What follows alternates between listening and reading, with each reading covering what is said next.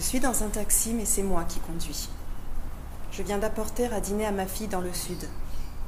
Maintenant, je prends des passagers en espérant que l'un d'entre eux finisse par aller dans ma direction. Celui-là pue l'alcool. Je le dépose bloc 322 sur Clementi Road. Il ne bouge plus. J'ai dans mon taxi un homme qui semble faire un coma éthylique. Je suis dans le jardin d'une maison mitoyenne, le ciel est gris. Je profite d'une accalmie pour étendre du linge après 3 jours de pluie. C'est la mousson. Je pense à marier mon fils. Je viens de Madras et j'habite à Singapour depuis 10 ans. Je toque à la porte d'un HDB de Toa Payoh. Dans le corridor à ma gauche, une femme malaise arrose ses plantes. Le voisin de droite, un Chinois, fume en silence. J'ai l'impression qu'il m'observe. J'habite à Perth, en Australie. Cela fait des années que je n'ai pas remis les pieds à Singapour. Je viens de perdre ma mère. Je trie sa collection de vaisselle de luxe chinée dans les ventes Robinson. Je regarde les calligraphies et peintures à l'encre de mon père accrochées au mur. Lui est mort depuis longtemps. Je suis leur fille unique. J'ai fui leur éducation trop stricte pour vivre avec une femme. Et je vais tout vendre. Je gravis les 3 étages d'une shop house pour rejoindre mon cours de yoga. Je dépasse des pots de fleurs en plastique parsemés de mégots. Ce soir est mon soir. Ce soir c'est décidé, je couche avec le prof. Le vent souffle et les feuilles bruissent dans le cimetière de Bukit Brown. J'entends les stridulations aiguës des cigales, le bruit de gong d'une branche qui chute. Je me fais dévorer par les moustiques. Parfois on me parle Teochew, Hokkien, parfois mandarin ou singlish. Je ne comprends pas tout. En réalité, je suis sur mon canapé chez moi et je lis Racket and Other Stories de Vicky Chong, un recueil de nouvelles publié chez Penguin Books. Je suis Julie Moulin, vous écoutez Marcher entre les lignes.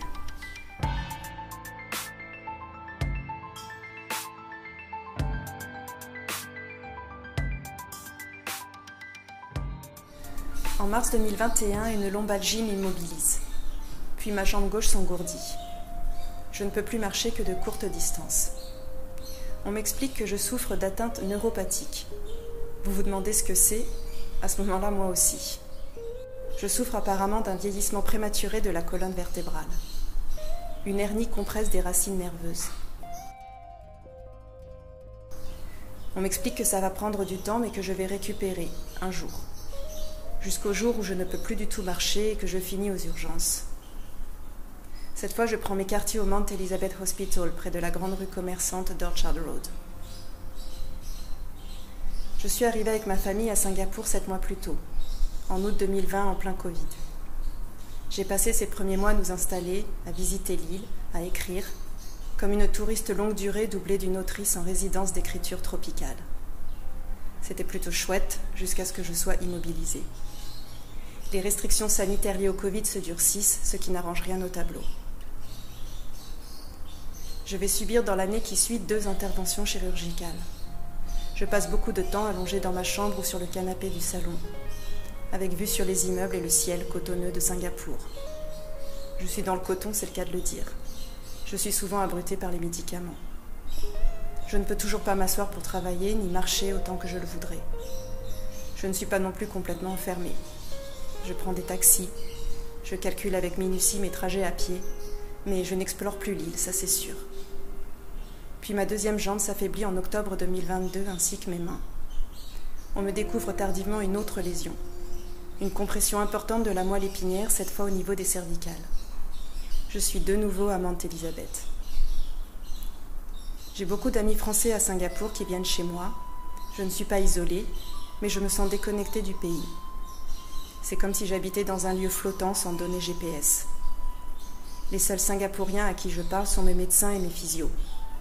Et encore, je n'ai jamais vu mes chirurgiens singapouriens autrement qu'affublés d'un masque. En novembre 2021, donc 8 mois après ce que j'appelle mon accident, Olivier Castaignède, un ami écrivain qui réside depuis longtemps à Singapour, mentionne dans un post Facebook la sortie d'un recueil de nouvelles d'une autrice singapourienne du nom de Vicky Chong. Ça s'appelle Racket and Other Stories et c'est publié chez Penguin Books. Je me procure l'ouvrage. I'll walk you to the MRT. It's a full moon night, cool and breezy. They walk in silence, occasionally brushing against each other. The path is well lit, and she would have been perfectly safe walking home in secure Singapore. He nods at a man walking towards them. Must be a neighbor. She stumbles once, and he catches her arm. Are you sure you're okay? Do you want to call your husband to pick you up instead? His hand still holds onto her arm, his grip tight and protective. No, I'm not okay. Take me in your arms, she wants to say, but instead mutters, I'm fine. Her heart drops as his hand releases her. They continue their walk. She wonders how they appear to others, a Caucasian man and an Indian woman. How often has she walked this route and lamented the distance? But tonight, she wishes for their walk to be longer instead of just 20 minutes. Dans l'extrait que vous avez entendu tiré de la nouvelle de Walk, La Promenade, Maya, originaire de Madras en Inde, est raccompagnée par son professeur de piano, jusqu'à la station de métro la plus proche. C'est une nuit de pleine lune plutôt fraîche avec du vent. Elle aurait pu rentrer seule car Singapour, c'est connu, est une ville sûre. Seulement elle a un peu bu. Elle se demande quelle image il renvoie aux passants. Elle, une femme indienne, et lui, un homme caucasien. Elle voudrait que ce trajet qui lui avait paru toujours trop long dure à présent plus de 20 minutes. Maya s'ennuie dans un mariage arrangé et elle est tombée amoureuse de son professeur de piano. C'est un peu ce que je vis. Pas le mariage ni le prof de piano, mais le trajet jusqu'à la station de métro. Avant, je me plaignais parce que je trouvais qu'il faisait trop chaud à Singapour, que c'était impossible de marcher dans ce pays. Maintenant, j'aimerais moi aussi marcher plus de 20 minutes. Avec Racket and Other Stories, c'est ce qu'il se passe. Du haut de mon 20e étage, je replonge dans la ville. C'est comme si je déambulais de nouveau dans Singapour. Et en bonus, j'ai la clim. Je lis et j'aime être de retour à Singapour. Retrouver dans le jardin de Maya ce que je connais déjà, le chant agaçant du koel, et quelques pages plus loin dans le cimetière de Bukit Brown, les stridulations grinçantes des cigales. J'entends parler Singlish, cet anglais propre à Singapour, nourri d'influences malaises, indiennes et chinoises. De texte en texte, je passe de lieux familiers en lieux nouveaux. Je marche de la maison mitoyenne de Maya aux appartements 3 pièces typiques des HDB. Les HDB, ce sont des sortes de HLM agréables, aérés, avec à leurs pieds tous les commerces voulus. C'est le logement le plus courant ici, auquel toute personne qui entre dans l'âge adulte peut prétendre. Les corridors sont agrémentés de plantes. Des perches en bambou pour étendre le linge saillent à l'horizontale des fenêtres. Et puis je vais au temple. On est dans le Singapour aux odeurs de papier brûlé et d'encens, dans le Singapour des pratiques ancestrales et des cimetières abandonnés, dans un Singapour en perpétuelle reconstruction où les autoroutes délogent les morts, dans le Singapour des caméras de surveillance jusque dans les voitures et les studios de yoga. Peut-être que je suis une caméra de plus. Je me souviens en lisant ce recueil d'avoir le sentiment d'entrer dans l'intimité de l'île, d'aller là où même valide je n'aurais pas eu accès. Je fais enfin connaissance avec des vrais Singapouriens. Je les observe dans leur vie quotidienne et j'écoute leurs histoires de famille. Je partage leurs préoccupations et leurs aspirations. Combien on va gagner, combien on va dépenser, parce que la vie est chère, et qui va nous survivre. Les personnages des 16 nouvelles qui composent Racket and Other Stories se trouvent tous à un tournant de leur existence. On les sent en prise avec leurs propres contradictions. On les sent soumis à des normes sociales souvent étouffantes. Certains osent effectuer un virage, d'autres préfèrent s'en tenir au statu quo. Et puis il y a ceux à qui la vie ne laisse guère le choix, ou à qui elle offre au contraire une seconde chance. Dans le texte, si justement intitulé « Seconde chance », Linda, une femme policière qui n'a pas réussi à avoir d'enfant, apprend le remariage et la future paternité de son ancien compagnon. On pense au film Wet Season du Singapourien Anthony Chen et à l'injonction sociale de poursuivre la lignée. C'est cette femme Linda qui va venir en aide à Tony, le passager inanimé du taxi de Peck Tan. Vous vous souvenez? Cette rencontre sera déterminante. Le texte est ponctué d'expressions locales. C'est le moment de sortir son dictionnaire de Singlish. Health is more important than money, she turned to Linda. Don't you agree? Linda nodded. See, Miss Tan here must be very healthy. She's in this line and must have seen many deaths. Just yesterday, I witnessed a mother jump down a block with a newborn baby. Aiyo, so poor thing. Linda's heart skipped a bit, but Tony changed the subject. Don't keep talking about suicide lah, so pangtang. I almost died also. He laughed at his own joke. Auntie, aren't you also out working late? Your children don't give you any money? My children are very good, but they need to save up for their own future. Singapore is so expensive. If I can work, why not? Driving Uber is very easy. No rental, no minimum mileage, no need to speak English. There was a tinge of defensiveness in her tone. Dans Racket and Other Stories, la famille est omniprésente. Des mariages dans lesquels les femmes s'ennuient ou que les hommes fuient. Au non-dit, à ces secrets que l'on finit quand même par découvrir à l'occasion de la mort d'un parent. Vicky Chong interroge le couple, le désir, l'identité, la transgression, la mort. J'ai été touchée par la façon dont elle abordait le passage de la quarantaine et de la cinquantaine, ce tournant majeur de nos vies. Racket and Other Stories est sombre, parfois, mais la mort chez Vicky Chong s'accompagne souvent d'une renaissance. Dans la nouvelle intitulée Réincarnation, un enfant dont il faut déplacer la tombe hante le cimetière de Bukit Brown. C'est l'occasion pour l'un de ses descendants et le gardien du cimetière de s'entretenir sur ce qu'est devenu Singapour. En voici un extrait dont je vous propose une traduction. Bukit Brown Cemetery at 6 p.m. is a hive of activities. Odd groups of joggers.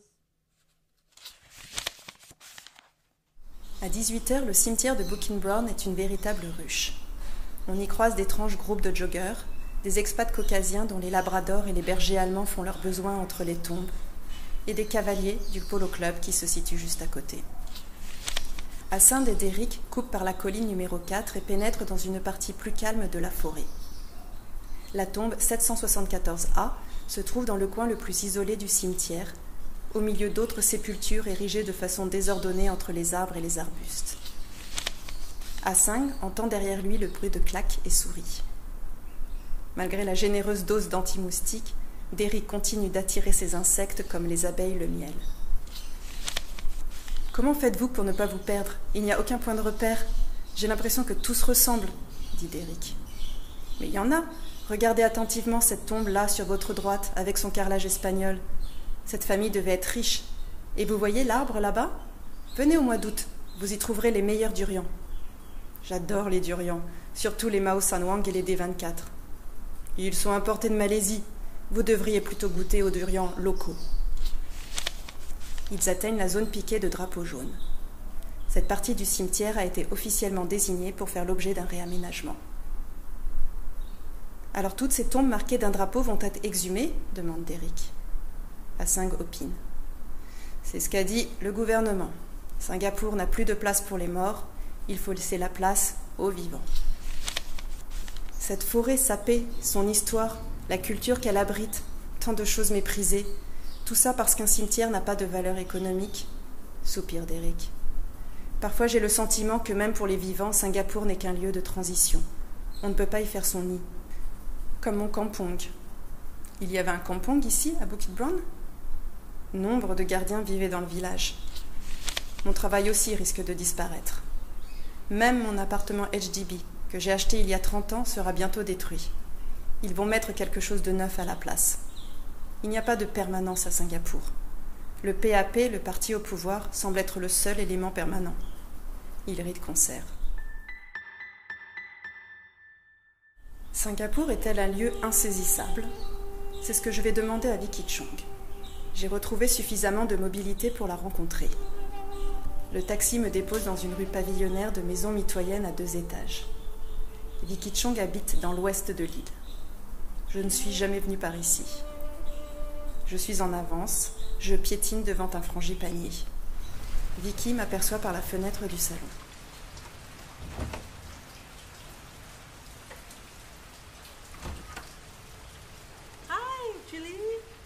Vicky. Welcome to my house. Come in. Thank you so much. Come in. Sa voix, vous la connaissez déjà. C'est elle qui a lu les extraits que nous avons entendus jusque-là. Notre conversation est en anglais. Plutôt que de tout vous traduire, je vais vous raconter ce qu'elle m'a dit. Vicky Chong est née à Singapour dans une famille d'origine chinoise. Sa grand-mère maternelle, qui était Hokkienne, habitait dans un quartier de Chinois Teochew. Vicky me raconte comment les uns regardaient avec condescendance les autres. En écoutant son histoire, je comprends mieux pourquoi elle met l'accent dans certains de ses textes sur les difficultés de communication, que ce soit entre les générations de Singapouriens chinois ou selon leurs ethnies d'origine. À l'école, on apprend le mandarin ou l'anglais. Mais à son époque, à la maison, on parle souvent un dialecte. Les dialectes aujourd'hui se perdent.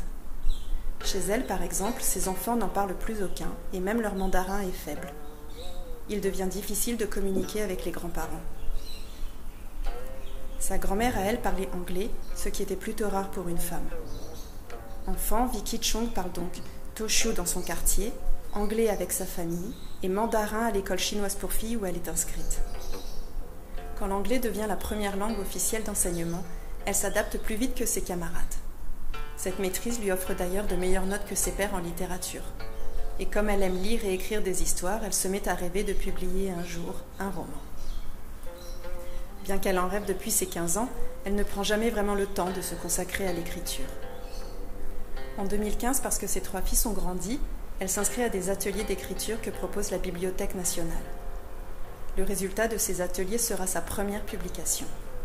Mais le tournant est en 2017, quand elle s'inscrit à un master d'écriture créative à l'université de La Salle à Singapour. On l'encourage à soumettre ses textes à des revues. Vicky est publiée, elle obtient même un prix pour la nouvelle The Uber Driver avec Peck et son passager alcoolisé. Les textes que Vicky Chong a soumis pour obtenir son diplôme deviennent les 4 premières nouvelles de Racket and Other Stories.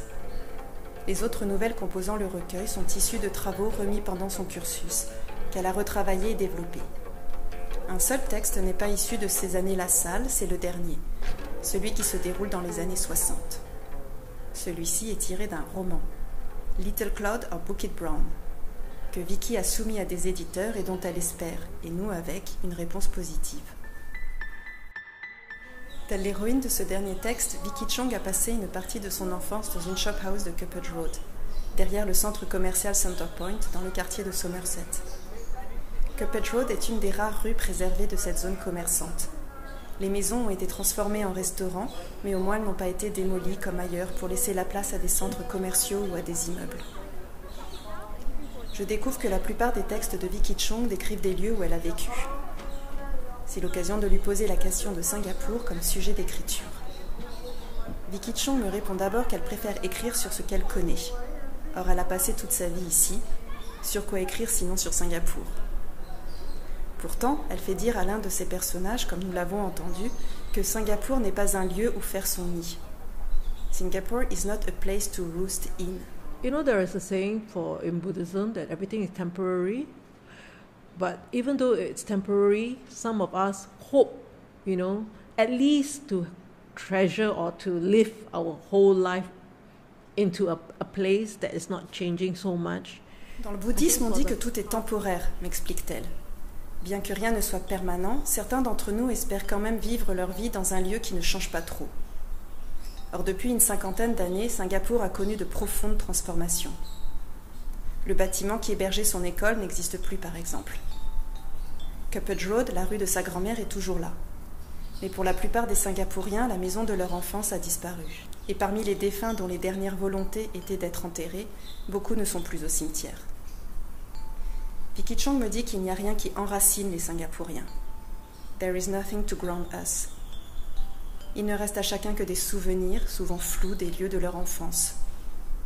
On ne peut pas, me dit-elle, comme en Europe, retourner dans les endroits où l'on a vécu et se remémorer le passé sur place. Je lui demande si cela n'est pas la raison pour laquelle il est important d'écrire sur Singapour. Bien sûr, me dit-elle, j'espère saisir les lieux, les empêcher de disparaître complètement. Une photo est une image instantanée d'un endroit. L'écrivain décrit des sentiments. Écrire sur un lieu qui a disparu immerge dans l'expérience du souvenir. Je confie à Vicky Chong combien j'ai eu le sentiment de sortir de chez moi en lisant ces nouvelles, combien ces personnages m'ont touchée. On s'identifie à eux. Elle me confirme attacher dans son écriture plus d'importance à l'évolution des personnages qu'à l'intrigue en elle-même. Je lui demande à quel point, selon elle, ils sont confrontés à une réalité sociale spécifique à Singapour. Les normes sociales ici peuvent être plus contraignantes qu'en Europe. Vicky Chong m'explique que c'était surtout le cas pour sa génération, moins pour celle de ses fils. Mais bien que l'on parle anglais à Singapour, que le pays soit cosmopolite et de plus en plus tourné vers l'Occident, la population est asiatique dans l'âme. La morale, les règles de conduite gardent une place primordiale, et ceux de sa génération sont toujours très conservateurs. Nous poursuivons notre conversation. Je lui lis cette phrase qu'elle a écrite dans Racket. « The gods at the altar kept watch like surveillance cameras. » Les autels consacrés aux dieux vous surveillent tels des caméras de surveillance. Il y a les CCTV dans tous les lieux publics, mais en plus vous avez vos dieux et vos ancêtres qui vous surveillent jusque dans votre intimité, je lui dis. Mon interprétation l'amuse. Elle a écrit cette phrase sans aucune arrière-pensée. Vicky Chong me confie ne pas avoir cherché à faire vivre à ses personnages une telle tension. C'est en compilant les textes qu'elle s'est rendue compte qu'ils avaient tous en commun de batailler avec les normes sociales. Si certains parviennent à s'en défaire, d'autres trouvent plus facile de se conformer à la morale. Je lui fais remarquer qu'elle ne donne jamais son point de vue. On ne sait pas si elle approuve ou non le choix de ses personnages. Alors qu'en tant que lectrice, il m'est arrivé parfois d'espérer une fin différente. En pure romancière, Vicky Chong m'explique se tenir en retrait de ses personnages, qui finissent par avoir leur vie propre. Ces textes ne vont pas toujours dans le sens qu'elle avait imaginé au départ. C'est ce qui fait la diversité et tout l'intérêt de ce recueil. Et les fantômes, je lui demande. Si la plupart des nouvelles contenues dans son recueil sont une peinture réaliste de la société singapourienne, deux textes se détachent du lot.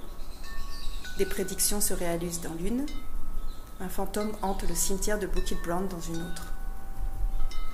On ne peut pas écrire sur Singapour sans écrire aussi sur les fantômes, me confie-t-elle. Ici, les fantômes sont un élément du quotidien. Les superstitions font partie intégrante de la société. Il y a toujours quelqu'un pour vous raconter une histoire de revenant. Autant Vicky Chong déteste les histoires qui font peur, autant il lui a semblé dans l'ordre des choses d'introduire un fantôme dans un texte. Le roman, qu'elle espère bientôt voir publié, est aussi une histoire de réincarnation. Je me dis que les fantômes permettent peut-être ce dialogue fragile entre le passé et le présent. Quand je lui demande lequel de ces textes elle préfère, Vicky Chong me répond sans hésiter « Racket », qui donne son titre au recueil. Dans cette nouvelle, une jeune adolescente est abusée par son oncle. Vicky Chong nous raconte ce qu'elle devient, comment après cela elle a construit sa vie de femme. Je veux savoir si parler de la condition féminine est important pour elle. Car ces nouvelles tournent souvent autour de femmes abusées, abandonnées, frustrées, voire transformées en hommes. Encore une fois, Vicky Chong m'explique ne pas chercher à faire passer de messages. Elle vise plutôt à déclencher quelque chose chez ses lecteurs, des émotions qui leur ouvriront peut-être les yeux et les feront réfléchir à certains sujets. Elle m'explique s'inspirer d'histoires qu'on lui raconte ou dont elle entend parler à partir desquelles elle laisse filer son imagination. Entre fiction et écriture du réel, la frontière est parfois franchie. Pendant le Covid en 2020, Vicky Chong a contribué à des recueils de non-fiction, Letter to My Son and A View of Stars, dont vous trouverez les références dans le lien sous le podcast. Depuis la sortie de Racket and Other Stories, la nouvelle The Walk, la promenade, dont nous avons entendu un extrait au début de ce podcast, a été sélectionnée pour paraître dans le volume 6 de l'anthologie The Best New Singaporean Short Stories, une compilation des meilleures nouvelles publiées à Singapour en 2021 et 2022.